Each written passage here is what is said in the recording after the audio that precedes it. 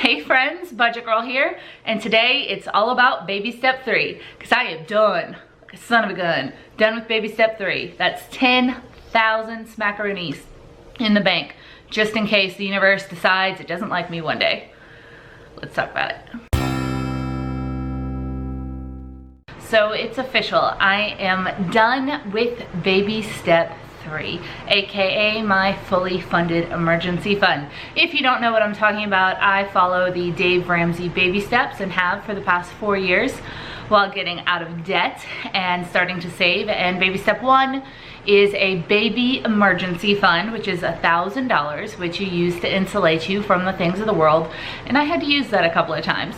Baby step 2 is to pay off debt smallest to largest, which I completed in June of last year. So my 1-year anniversary is coming up. And then step 3 is to create a fully funded emergency fund that's 3 to 6 months worth of expenses to insulate you against something major happening in your life. Now, we in the debt-free community believe that it's not if, but when something bad is going to happen in your life. Cars go out, people get sick, people lose jobs. It can be things completely out of your control, but you should have the financial security there, and that's what we're all working towards, is financial freedom and financial security to be able to weather those life storms. And one of the best ways to do it is to have a big stockpile of money sitting in a place that is easily accessible. This isn't like real estate or investments that you can't pull out quickly. This is not your 401k. This is just a little pile of money that you can access in a real emergency that will help you out in a little bit of a longer term emergency situation. So a lot of people ask me, how do you come up with the number that you need for baby step 3? And that was pretty easy for me. I chose $10,000, which is a little more than 6 months. It's actually closer to 7 months worth of expenses for my personal. And a lot of that is because I am a young single person. I'm not married. I don't have any other person in my household, or I don't have parents that could like step in and help me financially if something bad happened. So 6 months worth of expenses. You guys have seen my budget reports. If not, I'll link a playlist of them down below so you can see exactly what my expenses are each month. And I times that by 6, and then I round it up to 10 grand. And it's amazing. I have that now. I just finished coloring in my debt-free chart, and I'm very excited. Right now I'm just keeping it in a savings account. I'm considering moving at least part of it over into a money market account. I'm gonna do some research on that, and I will get back to you because several of you have asked where am I going to put my fully funded emergency fund once I have it. And now that I have it, I gotta figure that out. So how long did it take for me to save $10,000? It took right about 9 months. So I started the month after I became debt-free. So I started in July of 2017, and I finished it up in March of 2018. It was about what I expected. Some people thought that I would be done by my birthday, which would have been about 6 months, but I really didn't want to go quite as hard on baby step 3 as I did on baby step 2, which I'll explain why. I had a long debt-free journey process. 3 years and 2 months to pay off $33,000 is not as long as I originally anticipated. Originally, I thought it would take over 5 years, but I was able to increase my income during that time and also get higher paying jobs, which helped me pay down the debt. But I definitely knew that there were some things that I wanted to relax on once I became debt-free. So during the 9 months that I was saving up for baby step 3, I had $500 per month that I had to put away, essentially. And the way I set it up in my budget, it was a non-option. And then also with my side gigs from YouTube and other stuff that I do, I put additional money towards this each month, which is how I got to $10,000 in 9 months and not in however much that would have been if it were just $500 a month. That would have taken a lot longer. So I put my minimum in, then I did anything extra outside of my budget, but I wasn't quite as hardcore as I was when I was getting out of debt. So during this time, I was a bridesmaid in 2 weddings, both far away, so I had to pay for plane, transportation, dresses, bachelorette parties, gifts, everything like that. So I was a bridesmaid twice, which is an expensive thing. And I'm actually gonna do a video on how much it cost me to be a bridesmaid. If you would like that video and you'd like it to come sooner rather than later, go ahead and give this video a thumbs up. Let me know if you would like me to kind of break down the costs on that and how much it costs. I also moved once during that in December. If you aren't familiar with why I had to move, I will link that video down below, but it's like, it's a little nasty. But I got a nice new apartment and I had to cash flow that. I also upgraded some things in my house. I got a new rug, I got some new curtains, some new bedding, which all seem like kind of minor expenses, but they certainly add up. But I definitely released the reins a little. I wanted to keep myself kind of within a reasonable discretionary spending. So I increased my eating out budget from $40 to $100, which is quite a bit, but I have a boyfriend now and we like to go out and we switch on and off about who pays because we've been together for quite some time and that wouldn't be fair to him, in my opinion, if he had to pay all the time. I also increased my grocery budget from $250 a month to $300 a month. And here's the big one. I increased my personal budget from, well, during most of my debt-free journey, my personal budget was about $60 to $80. In the last months, it was $40. So $10 a week, and I've increased that to $200. So that was my biggest increase. That's the biggest way my budget changed. That goes to clothing, that goes to events and going out and getting to experience fun things, and things like home improvements. I made myself a garden out on my porch and it was a gorgeous, beautiful project and I'm absolutely loving it. But I had to buy all the dirt and all the pots and all the plants and a little rug and some chairs, and I absolutely love that space out there. And that's not something I would have made room in my budget for when I was getting out of debt, because obviously it wasn't necessary, but it's something I get to enjoy now. So I'm doing a lot more things now. I've been able to kind of revamp my wardrobe a little. I actually get regular haircuts now, which is nice. And I've been able to do a few little life upgrades. I also don't feel bad about this. I think it's healthy to kind of give myself a little bit of leeway after I was going scorched earth so hard before.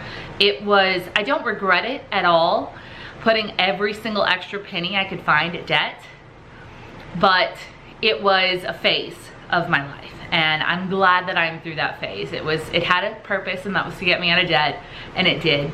And now I get to enjoy my money just a little bit. So next question, was baby step 3 as hard or harder than baby step 2?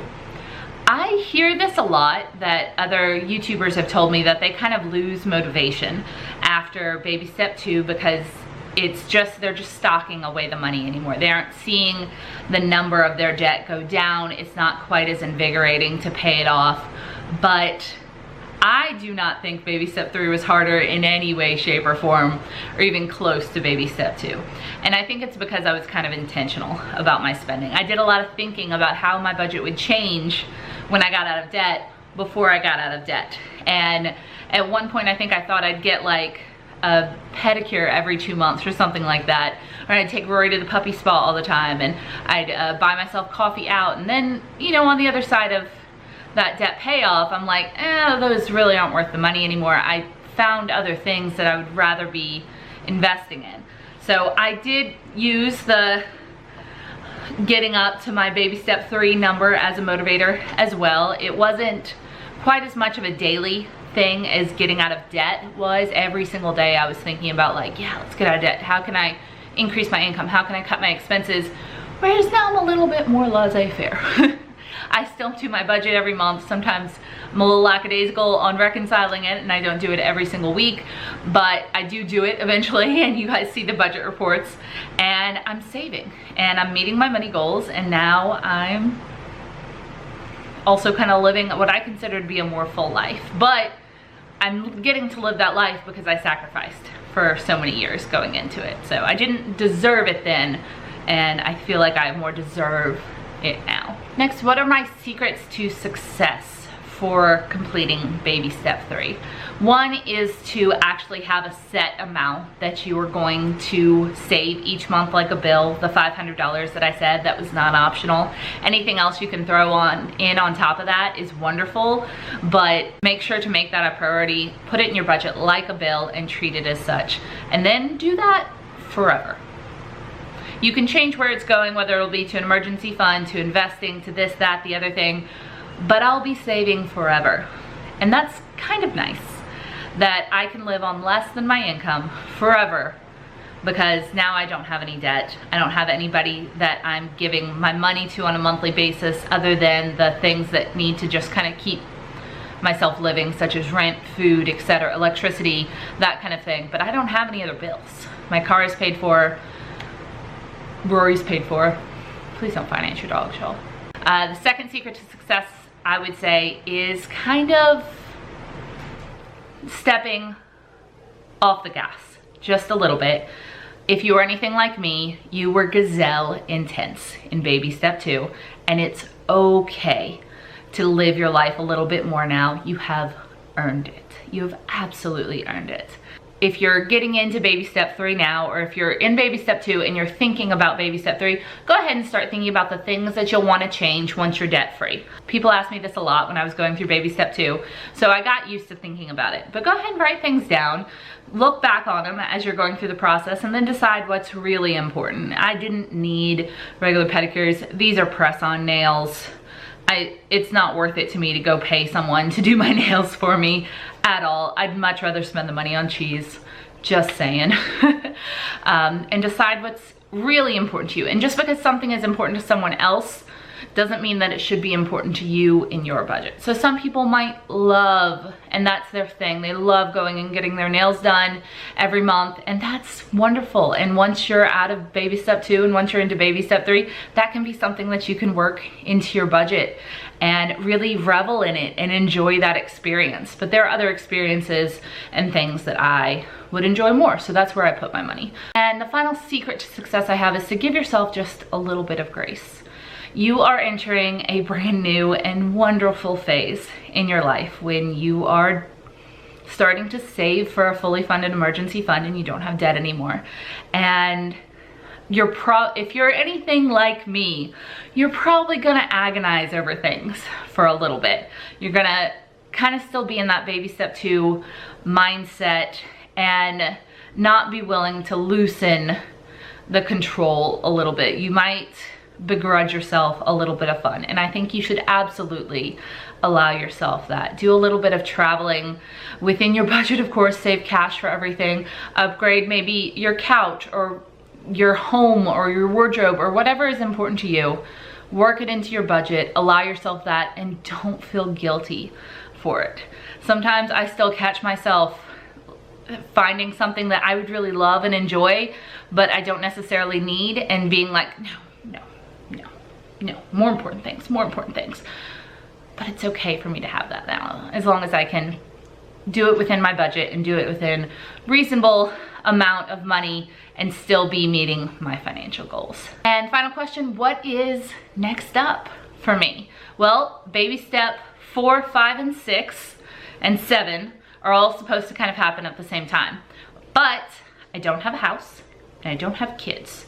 So what I'll be doing right now is baby step 4, which is increasing my 401k contribution. I actually have a teacher's savings account within my job, so I can't increase that more, so I might have to open up a different account, like a Roth IRA or something like that. So I'll be talking with my tax person soon to get that done and start investing. Right now I contribute, I think it's 7.7% of my income, so I'll go ahead and bump that up to 15% overall. That'll come, the rest will come after my paycheck is given to me, but that'll be nice. And I will also have to readjust my budget just a little bit for that, because I'll be making less money, but it will be going to investments and towards my future, so I'm happy about that. And then of course 5 and 6 don't really apply to me, so I will be on to baby step 7. Now there are some big purchases that I plan to make soon. I'm going to start saving for a car and for a new couch that me, my boyfriend, and my dog can fit on. That'd be super nice. So I'll start saving up for those while still doing the rest of the baby steps.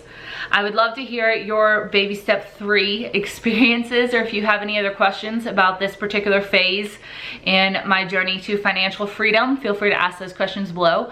Don't forget to give this video a thumbs up and to subscribe if you haven't. I am still continuing this series. I'm still going to give you tips on how to live a more frugal, fun life and to prepare for your financial future. I will see you guys next time. Bye. Also, my 1-year debt-free anniversary is coming up soon, and I am going to do a special video answering all of you guys' questions and maybe some other stuff. So let me know down below what you would like to know on my 1-year debt-free anniversary. It's coming up. Give me some ideas maybe. I'll take them into consideration.